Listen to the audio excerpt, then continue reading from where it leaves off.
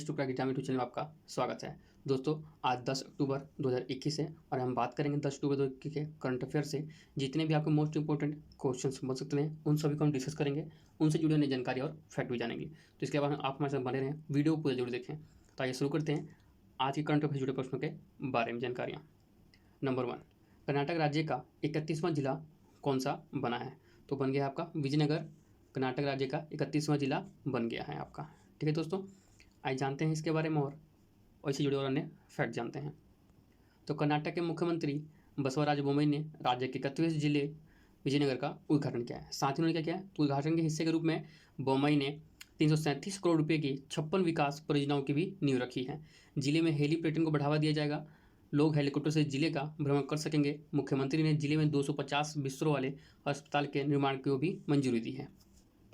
इस नए जिले में विश्व धरोहर स्थल हम्पी सहित 6 तालुक शामिल हैं। इस जिले को बेल्लारी जिले से अलग करके बनाया गया है। नेक्स्ट क्वेश्चन है हमारा नंबर 2, विश्व डाक दिवस प्रतिवर्ष किस दिन मनाया जाता है?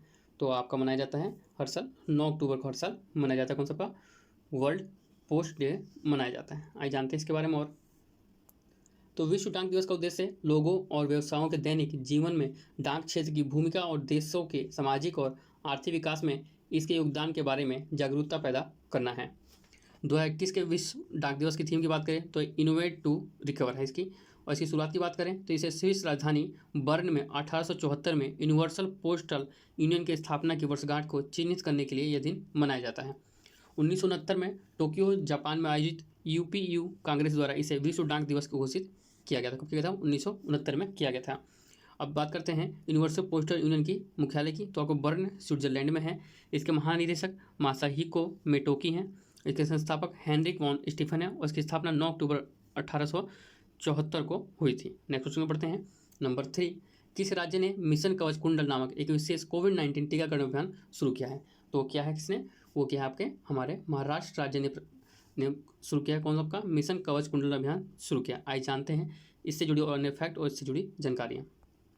तो महाराष्ट्र की राज्य सरकार ने प्रतिदिन 15 लाख लोगों को टीका लगाने के लक्ष्य के लिए अभियान शुरू किया है। इस अभियान का आयोजन 8 अक्टूबर से 14 अक्टूबर 2021 तक किया गया है और यह अभियान 15 अक्टूबर 2021 तक 100 करोड़ टीकाकरण के इस निशान तक पहुंचने के केंद्र के लक्ष्य के अनुरूप है। राज्य के स्वास्थ्य विभाग के अनुसार महाराष्ट्र में 2876 नए कोरोना वायरस संक्रामक मामले दर्ज किए गए हैं, जिसमें 90 मौतें और 2763 लोग ठीक हो गए हैं। वहाँ के महाराष्ट्र की बात करें तो महाराष्ट्र के आपके राज्यपाल कौन आपके? भगत सिंह कोश्यारी। वहाँ की राजधानी आपकी मुंबई है और वहाँ के मुख्यमंत्री आपके उद्धव ठाकरे हैं। नेक्स्ट क्वेश्चन तो पढ़ते हैं नंबर 4, फिनटेक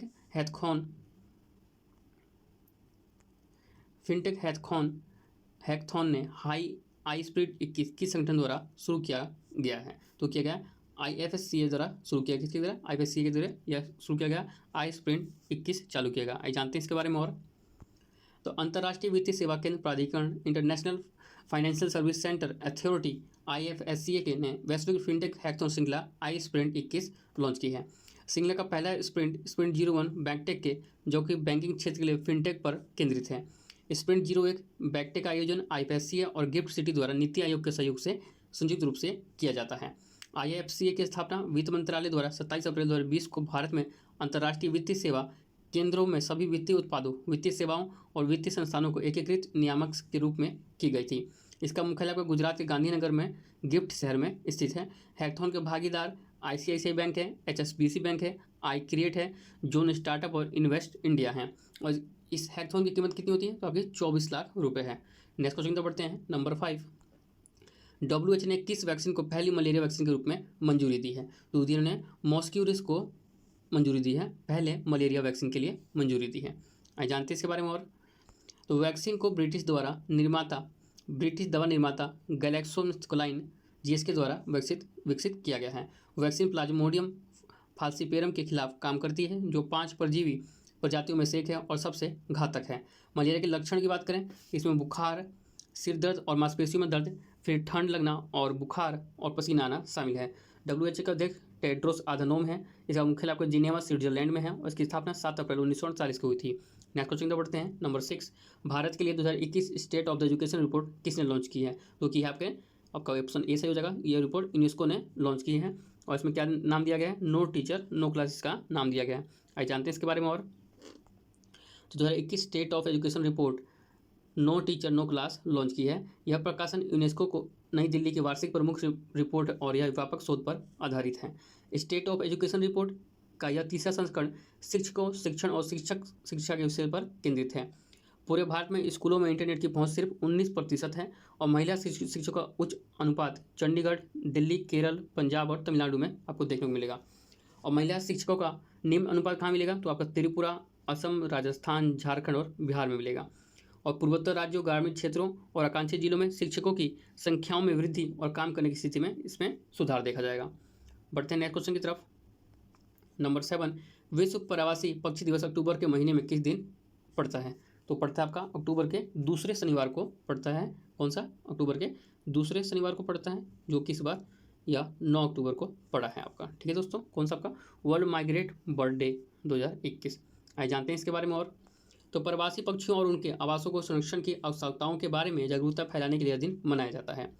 यह दिन 2 संयुक्त राष्ट्र संधियों प्रवासी प्रजातियों पर कन्वेंशन CMS और अफ्रीकी Eurasian migratory water bird agreement और कोलोराडो स्थित गैर लाभकारी संगठन एनवायरनमेंट फॉर अमेरिका द्वारा साझेदारी में आयोजित किया जाता है। आधिकारिक तौर पर यह साल में 2 बार मनाया जाता है। कब मनाता है आपको दोस्तों ये? तो इस साल में 2 बार मनाया जाता है। सबसे पहले यह मई के दूसरे शनिवार को मनाया जाता है हर साल। कब? मई के दूसरे शनिवार को। और फिर अक्टूबर के दूसरे शनिवार को आयोजित किया जाता है। 2021 में WMBBD 8 मई 2021 और 9 अक्टूबर 2021 को मनाया गया है। विश्व Pravasi Divas 2021 sing fly soar like a bird theme के साथ मनाया जाएगा। बढ़ते हैं नेक्स्ट क्वेश्चन की तरफ। नंबर 8, किस राज्य में राष्ट्रव्यापी नदी पशुपालन कार्यक्रम शुरू किया गया है? तो क्या गया आपका? उत्तर प्रदेश राज्य में कार्यक्रम शुरू किया गया है। कौन सा? आपका राष्ट्रव्यापी नदी पशुपालन कार्यक्रम शुरू किया गया है। आइए जानते हैं इस कार्यक्रम से जुड़ी और अन्य जानकारियाँ। तो मत्स्य, इसमें क्या आपका मत्स्य पालन है, पशुपालन और डेयरी, प्रेसोटम रूपाला, सुरु की नदी पशुपालन कार्यक्रम में ब्राइकेट और गढ़मुक्तेश्वर जैसी जगहों पर शुरू किया गया है। और इसे मछली पकड़ने में वृद्धि, मछुआरों की आजीविका में सुधार और नदी की स्वच्छता बनाए रखने के लिए प्रोग्राम किया गया था। इसे प्रधानमंत्री मत्स्य संपदा योजना के तहत एक विशेष गतिविधि के रूप में पेश किया गया है। नेक्स्ट क्वेश्चन है हमारा नंबर 9, के सुब्रमण्यम ने 3 साल पूरे होने के बाद किस पद से इस्तीफा दे दिया है? तो उन्होंने इस्तीफा दिया है मुख्य आर्थिक सलाहकार के पद से इस्तीफा दे दिया। आपका ऑप्शन ए सही हो जाएगा। और ये हमारे के सुब्रमण्यम, आइए जानते हैं इनके बारे में। और तो ये जून 2018 में पद छोड़ने के अरविंद सुब्रमण्यम के फैसले के बाद दिसंबर 2018 में के सुब्रमण्यम को CEO नियुक्त किया गया था। सुब्रमण्यम ने FY19, FY20, FY21 के लिए 3 आर्थिक सर्वेक्षण लाए हैं। साथ ही यह 3 साल का कार्यकाल पूरा होने के बाद शिक्षा जगत में वापस लौटने का इन्होंने फैसला किया है। नेक्स्ट क्वेश्चन तो बढ़ते हैं। नंबर 10, कॉइन स्मिथ कुबेर के ब्रांड एम्बेसडर के रूप में किसे नियुक्त किया गया है? तो किया गया रणवीर सिंह को किया गया है। इनको किया गया है क्वीन स्मिथ कुबेर के ब्रांड एम्बेसडर के रूप में नियुक्त किया गया है। आइए जानते हैं इनके बारे में। और तो crypto platform coin switch Kuber ने अभिनेता रविंद्र सिंह को अपना पहला ब्रांड एम्बेसडर घोषित किया है। और रविंद्र सिंह कॉइन स्विच कुबेर के चल रहे कुछ तो बदलेगा अभियान के लिए 3 विज्ञापन फिल्मों में दिखाई देंगे। कॉइन स्विच भारत का 30वां यूनिकॉर्न स्टार्टअप है जिसका मूल्यांकन $1.9 बिलियन है।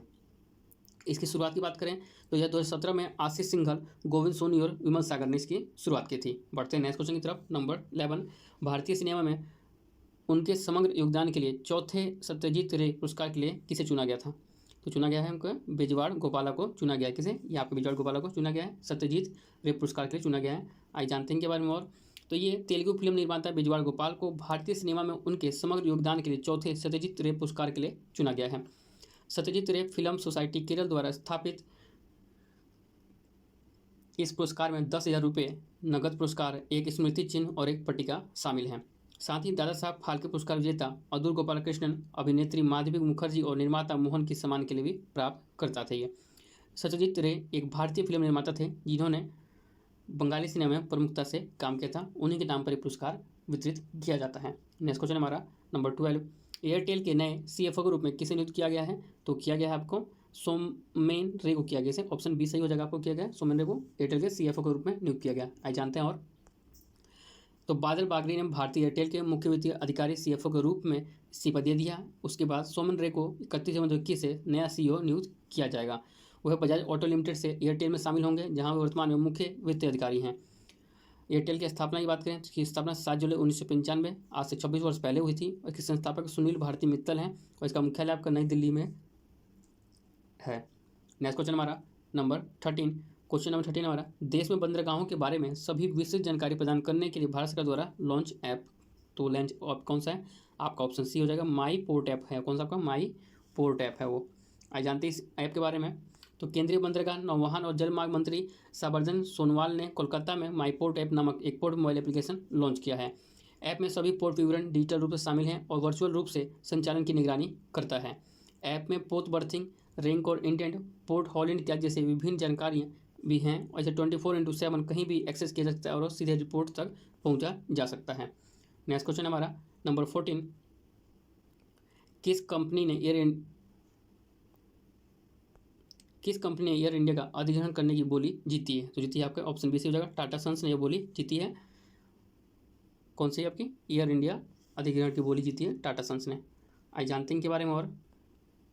तो टाटा सन्स ने 18,000 करोड़ रुपए में राष्ट्रीय वाहक एयर इंडिया का अधिग्रहण करने की बोली जीती है। एयर इंडिया और इसकी कम लागत वाली शाखा एयर इंडिया एक्सप्रेस में 100% हिस्सेदारी के अलावा जीतने वाली बोली में एयर इंडिया एसएटीएस और airport services private limited AISATS में 50% हिस्सेदारी भी शामिल है।